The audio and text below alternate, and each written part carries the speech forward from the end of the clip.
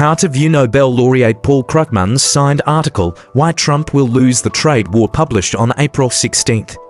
After reading this article, my impression is that Paul Krugman is deeply disappointed.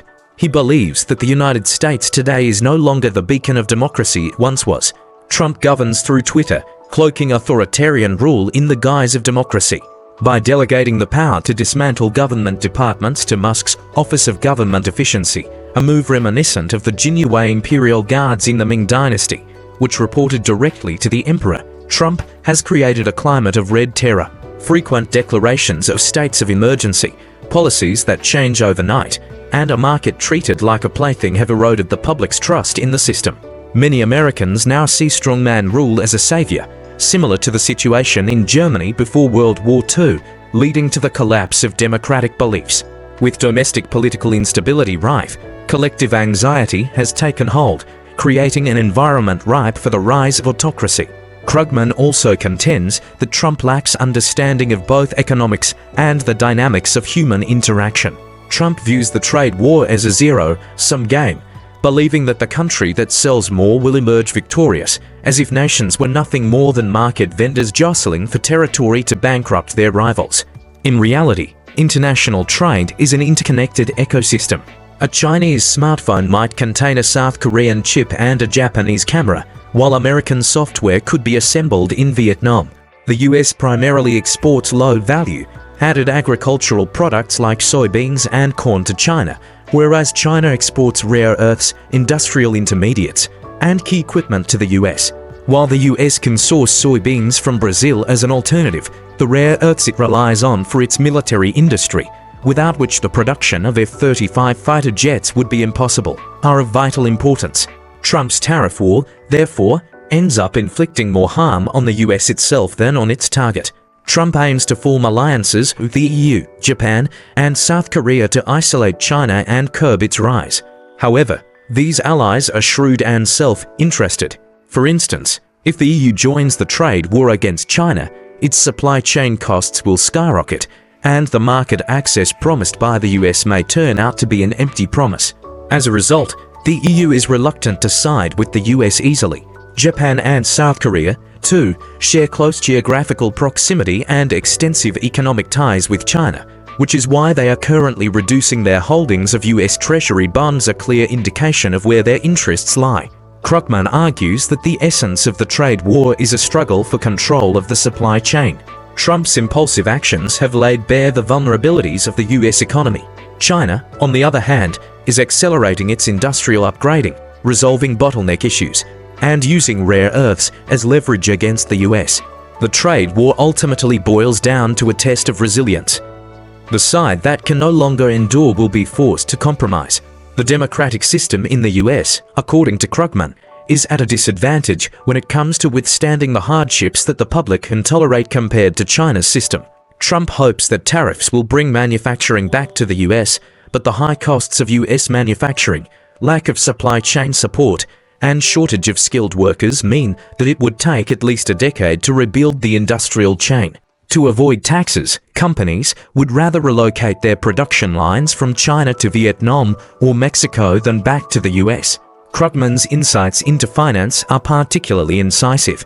He points out that Trump's use of national security as a pretext to sanction companies, detain executives, and freeze assets, a form of gangster diplomacy, has alarmed US allies and undermined the credibility of the US dollar. As a result, the US dollar index has been on a downward trend, while the price of gold has been rising steadily. This, in essence, reflects American capital shifting from the US dollar to gold as a hedge against risk. Krugman contends that the loss of the US's soul and the true nature of its GDP decline stem from the country being parasitized. The trade war, at its core, is an attempt to address the out-of-control national debt situation. However, the crux of the problem isn't just the inability to repay the debt. Even if the US national debt were cleared immediately, it would quickly pile up again. This is the fundamental issue that needs to be addressed. After reading Krugman's article twice, I'm convinced that his analysis far surpasses that of Trump's sycophants. It's almost a case of overpowering the opposition with superior reasoning. Regarding the tariff war with China specifically, Krugman believes that Trump's plan to isolate China through trade negotiations is doomed to failure for four main reasons.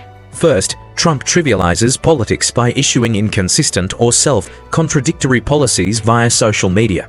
Second, isolating China is a long-term and collective effort that requires the coordinated actions of multiple countries.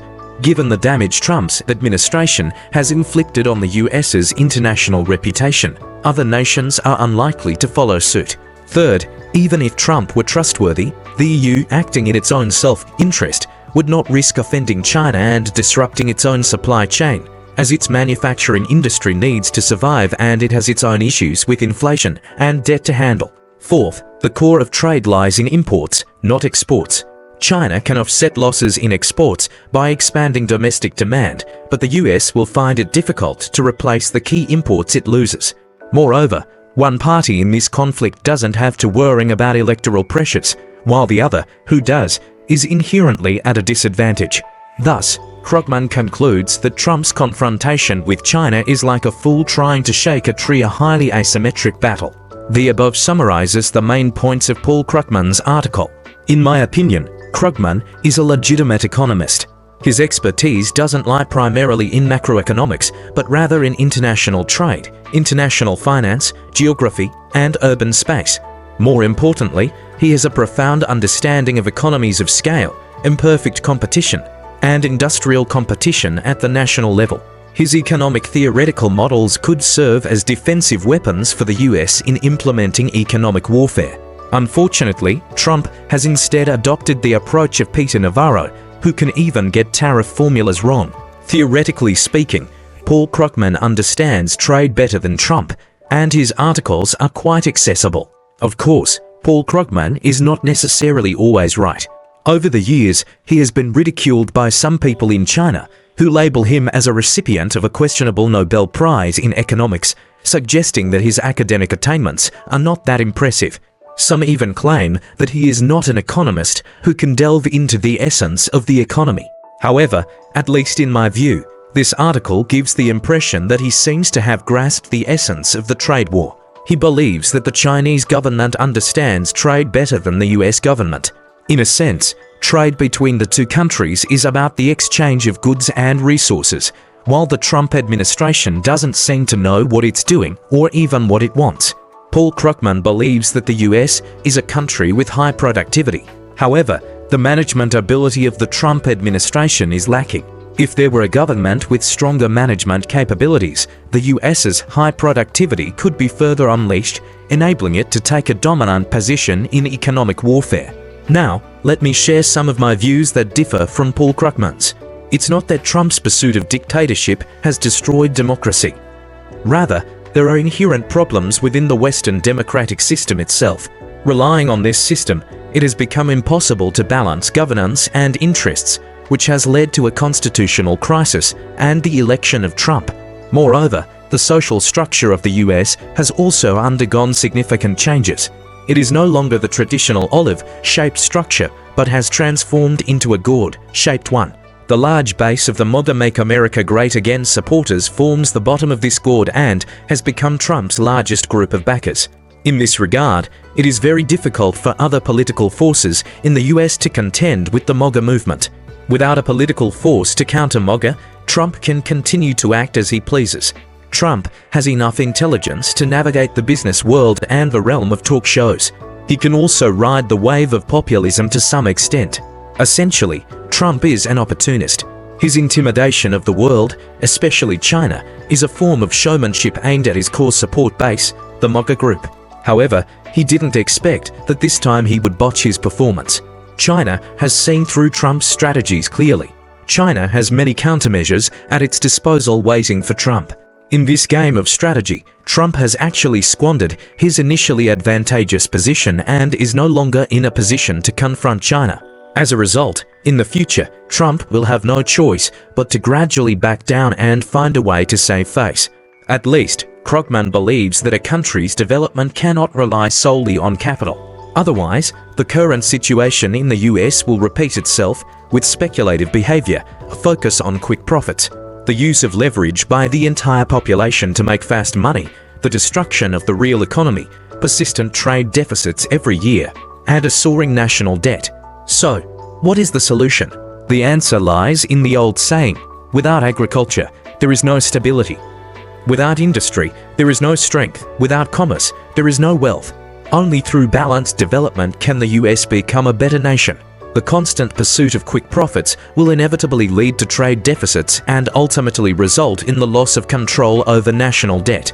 Well, guys, that's all for my introduction to the article on the tariff war written by Nobel laureate economist Krugman.